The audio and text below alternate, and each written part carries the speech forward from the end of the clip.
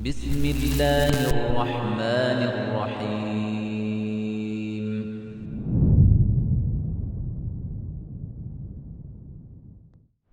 Donc le Nushra était parmi les actes de la Jahiliya, connus auprès des Sahaba.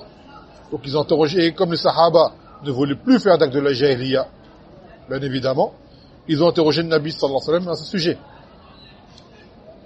Ce qui fait que, regardez, ça nous enseigne que beaucoup de choses que l'on faisait auparavant, avant l'islam, ou avant la Tawbah, des choses qui nous étaient accoutumières, que l'on aimait, il est bon de s'interroger à leur sujet, est-ce qu'elles sont permises ou pas en islam. Ne pas se dire, j'ai toujours fait ça, donc tranquille. Là, renseigne-toi.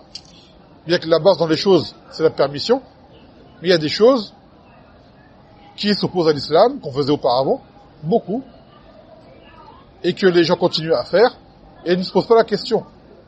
Quel en est le jugement de faire telle chose, de s'y prendre telle chose, à propos des ayad que les gens y font, les fêtes que les gens y font, d'accord, à propos de paroles qu'ils emploient, les termes qu'ils emploient, la façon de jurer, la façon de s'habiller, d'accord, certains lieux fréquentés, car on avait dit dans le hadith auparavant,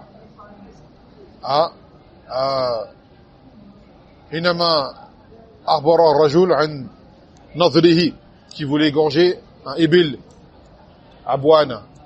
Et le Nabi sallallahu alayhi wa sallam l'a interrogé à propos de ce lieu. Est-ce qu'en ce lieu il y avait des ayad, des mushrikin?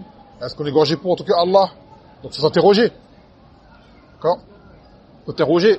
Même des choses qu'on portait, des vêtements qu'on portait auparavant, des marques qu'on portait auparavant. Mathalan portait des marques qui portent le nom des koufars sur nous. Tu vois? Beaucoup de marques qu'on portait auparavant, on faisait pas attention, c'est le nom d'une personne. Ou alors ça peut être une marque qui a un sens fasid. Il faut se renseigner. Mathalan, comme on l'a appris de Nike, on a appris psychologie de Nike.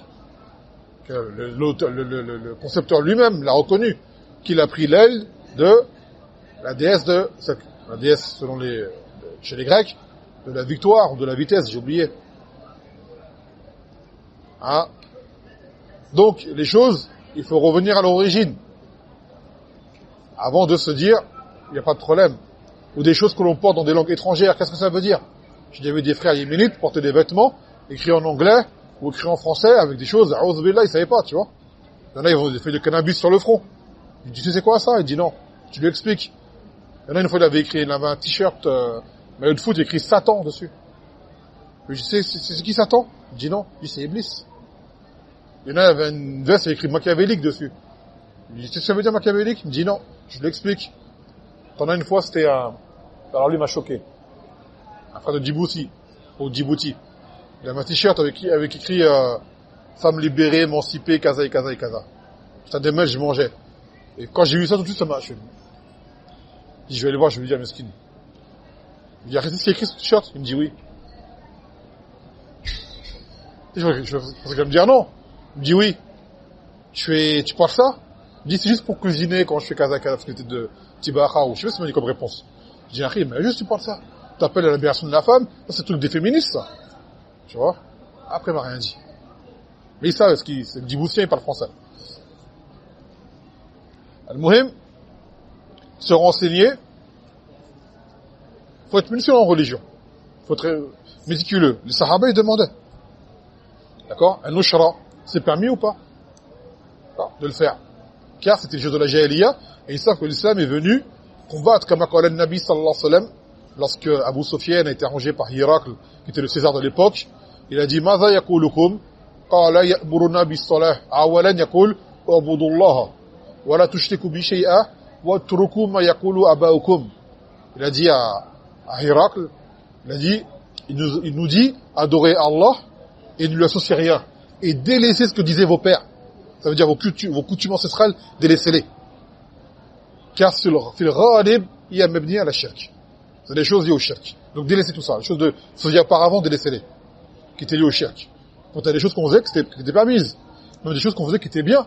Comme c'était le cas de Hizam, Hakim ibn Hizam, qui a interrogé le Nabi sallallahu alayhi wa sallam. Il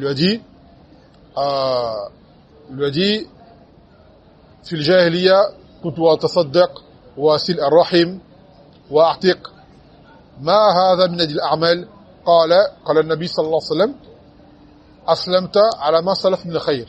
Il lui a dit, avant l'islam, je faisais des sadaqas, j'entretenais les liens de parenté et je libérais des esclaves. Qu'en est-il maintenant?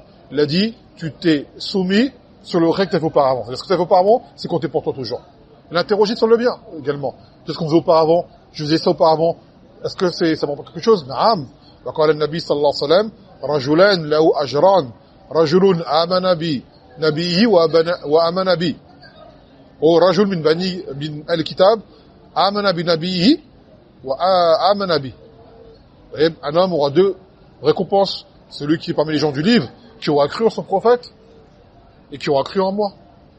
Donc un Nasrani qui était sincère, qui a cru en Isa alayhi salam, le jour en islam, la récompense de son iman d'avant, même si c'est pas un iman qui était valable, ça lui rend content en islam.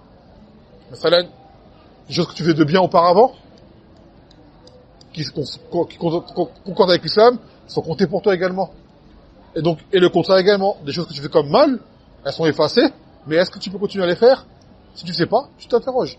Je faisais cela, je vais continuer. Là, je vais continuer. Non, un petit peu, telle chose. Non, je peux pas. Pourquoi? Dalil. Kaza wa kaza wa kaza. Quand tu rentres en islam, tu t'épanouis, tu changes. C'est une nouvelle vie. Avant, tu étais mort. Dans le coufre, tu étais mort. Vous voyez? Donc celui qui entre en islam, comme قال تعالى, أفمن كان ميتا فأحييناه وجعلنا له نورا يمشي به في الناس. C'est celui qui était mort, qui marchait au milieu des gens, à qui nous avons donné une lumière. Et nous l'avons guidé. Quand on parle d'islam. Donc à ce moment-là, ça prend en compte réellement tes bonnes actions. Donc tu te demandes. D'accord? Tu restes pas dans le brouillard comme ça. Tu t'interroges, tu dois apprendre.